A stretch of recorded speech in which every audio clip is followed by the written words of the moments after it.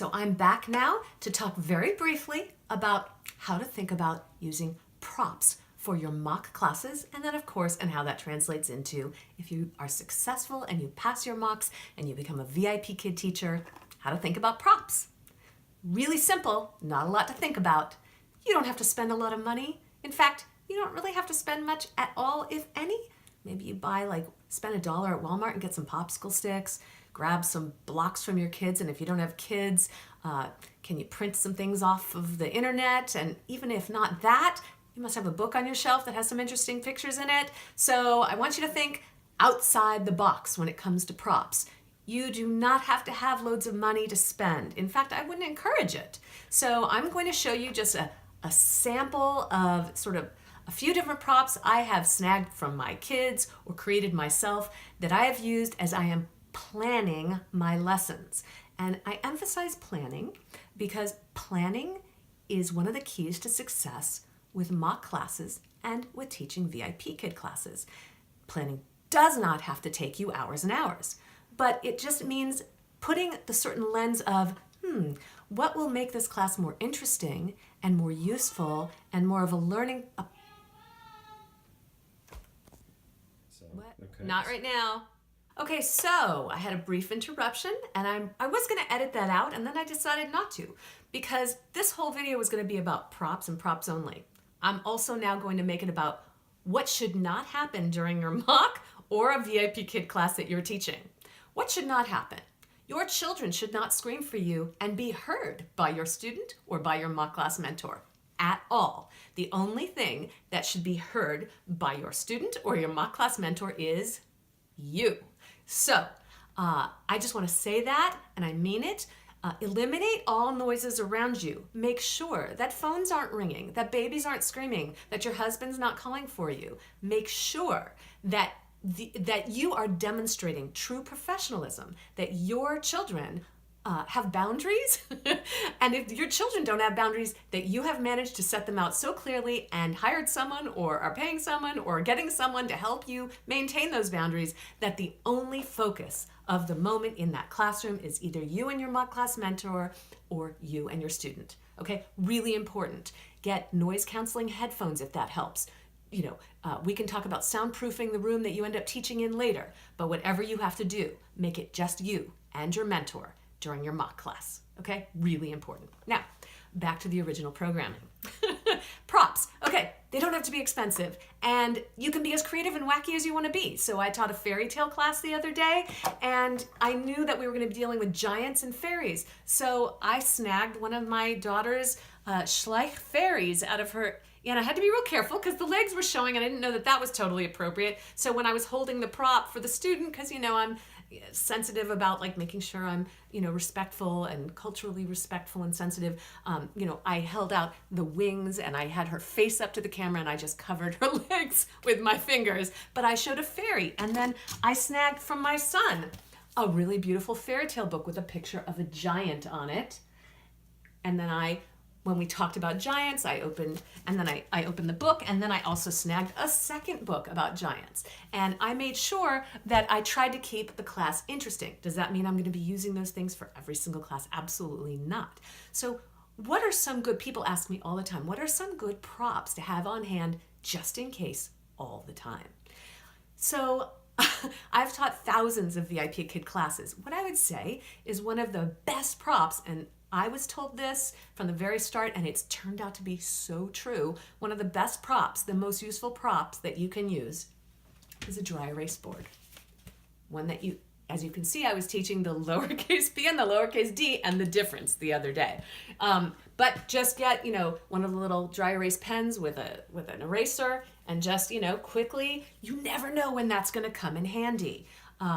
I've seen that used on YouTube videos for mock class preparation. Oh yes, I bet you have too. And the good news is they're very useful.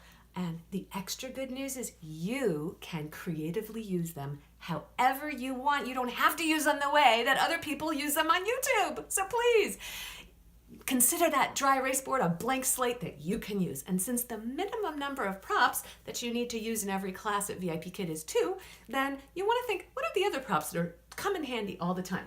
Personally, this may sound strange, and I don't know if it'll come in handy for you, but for some reason, a sun on a popsicle stick that I cut out, again, not a lot of money. In fact, I'm not the most crafty person. You can ask my kids. They're amazed at how bad I am with crafting. But it turns out I can tape things to a popsicle stick just as good as anybody else. So I've got a sun, and I also, this is a strange one. I am telling you, this is why you have to come up with your own. I found like an old toy corn, actually, that is great for the color yellow. It's great for vegetable lessons. It's great for eating lessons. It's good for a lot of things. Who would even have thought? But there it was, like corn. Also, yeah, my version of Meg and Mike, the two main characters for VIPKID lessons, is kind of, not the craftiest. I've seen the most beautiful laminated Megs and Mikes ever. Mine are so not. Mine are like taped to a popsicle stick, way overused. It's kind of embarrassing, actually. I shouldn't be showing that. But anyway, old Lego blocks, okay? So when we have the lesson all, oh gosh, there was a teacher who I watched a video of once who taught all so beautifully. She did it in a song. Anyway, I found some old props. Does it have to be super fancy? No. You can teach ball. Just use your dry erase marker, or fall. It just makes it more visually interesting, that's all.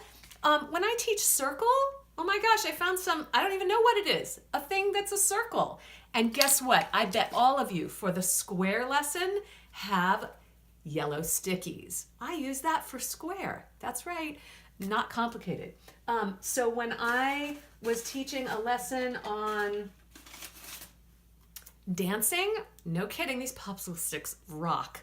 I found this image online. I just typed in, I think I typed in like cute drawings of kids dancing. Not kidding, like it's so crazy. And I found that, and they're dancing. Whoa.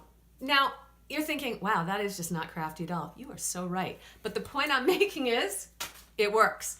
And so I'm going to show you a few more. When I do snow, I actually live in a place where there's like so much snow, it's totally freezing out right now. Here we are in the depths of winter, but I'm not complaining. So I have a photograph of this gorgeous state I'm in the snow. When I teach snow, I say, oh, this is where I live, snow. That's right, it's on a popsicle stick. So the point I'm making, let's see what else. Oh, I have a plastic cup of milk. How many times I've used this? Like thousands. Drink.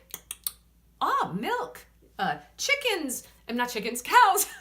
Cows make milk, not chickens. That's eggs. But anyway, the point I'm making is that props are simple, but they're important. Don't use them just to make, kind of a dog and pony show. Use them to be educationally helpful.